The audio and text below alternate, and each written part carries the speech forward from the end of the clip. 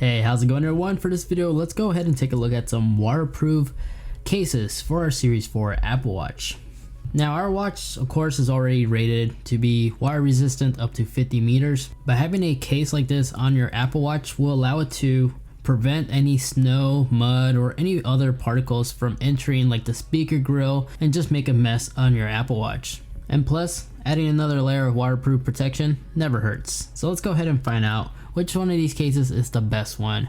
Now I selected each and every one of these cases directly from Amazon based off reviews, and I noticed a weird trend as there was multiple similar brands selling same style cases for some reason. So to make everything easier, I just went ahead and bought each and every different style one that was available, and we're just gonna go ahead and compare them side by side and see which one's definitely legit. Now unfortunately, originally I was trying to get my hands on the Calcularium waterproof case that's famously known for their Series 3 case. They have one that they say it's going to be available last month, but it still hasn't released to market, and I tried purchasing it and it just gave me the pre-order option.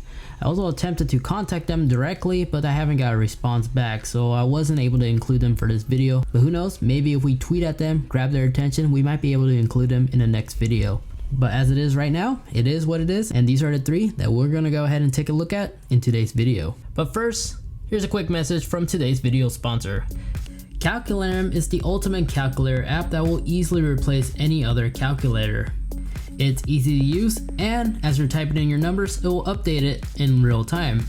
With multiple support for multiple different complex calculations, it's easy to calculate complex daily equations. So let's say you're using it to calculate your monthly expenses.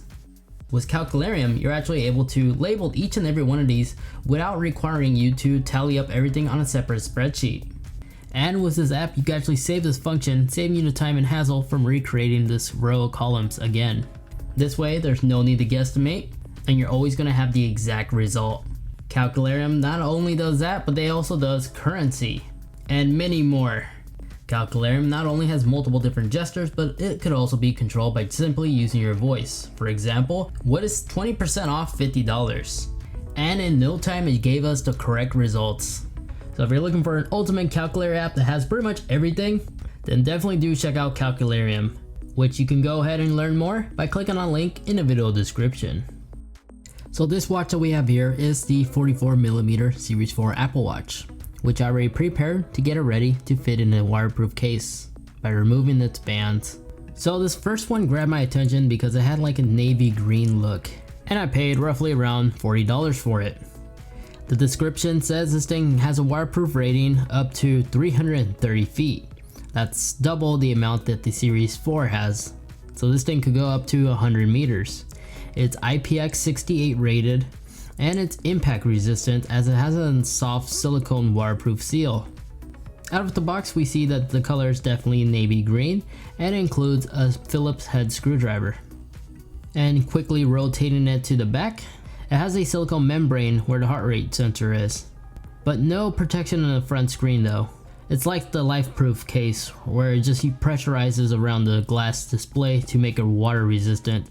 So placing the Apple Watch inside the silicone cover wasn't hard. The crown wheel was rotating and the button feels like it was responsive, but once fully inside the case, I turned on water lock to see if there wasn't any issues with the crown wheel, and there was, as I had a really hard time to unlock it ever since I locked it. The crown wheel wasn't responsive, and it felt like it was slipping each rotation. And if I applied too much pressure, well then Siri would activate.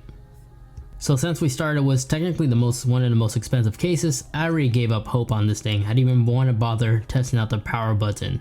So I immediately just took it off, and even this wasn't easy, as this tiny screw wouldn't come off. So since I had to use a flathead to free up the screw, and even once the screw was off, I still had a hard time detaching it from my Series 4. So because of that, my overall thoughts, the material is really cheap, there's no screen protector, and it's also one of the most expensive ones. I would stay away from this one. It's all held together with a single screw, and just the overall body just felt really cheap at this point.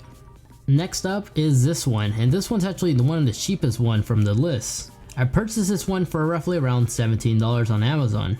And on the back of the box it gives us an overview of the assembly. And there really isn't much protection like the previous one did. There's no shock absorbing silicone case that goes around the watch, it seems. And I just immediately noticed I oopsed, and this isn't water resistant to begin with. It's just a fully protective built-in screen protector case. No wonder it was among the cheapest. But the side of the case where the speaker grill is supposed to be, it's fully covered. So even if you went snowboarding, I'm pretty sure moisture would have a difficult time getting inside where the watch is. And where the sensors back here rest, there's a silicone membrane blocking it, as well as a fully protective screen protector. It does have removable bands, which is quite nice. And placing it all together is as simple as just dropping in your Apple Watch and just closing and clamping it down. Once placed, the crown wheel is fully responsive. And the screen is really responsive as well. We're able to easily unlock it with wire lock. And there's a lot of bumper protection around the display. Now, while I was assembling the bands, I did run into an issue. One of the clips on the bands where this metal spring attaches to is broken. So I did the next best thing and just used a band off another smartwatch. And this one's a 22mm band. And I was able to easily attach it to the watch. So on my wrists, everything felt right. There wasn't any fitting issues. It was comfortable. It wasn't bad. Even in direct sunlight with that screen protector, I was still able to easily read everything on the watch face. So although this watch doesn't have an IP water resistant rating, it's still fully protective. And then for the case to open apart, you simply just wedge something small in there and everything just opens up. So although there's nothing shock absorbent in here, like something soft for the watch, for $17, it offers a good amount of protection. And doesn't feel discomfort at all when you're wearing it on your wrist. So this case is not bad.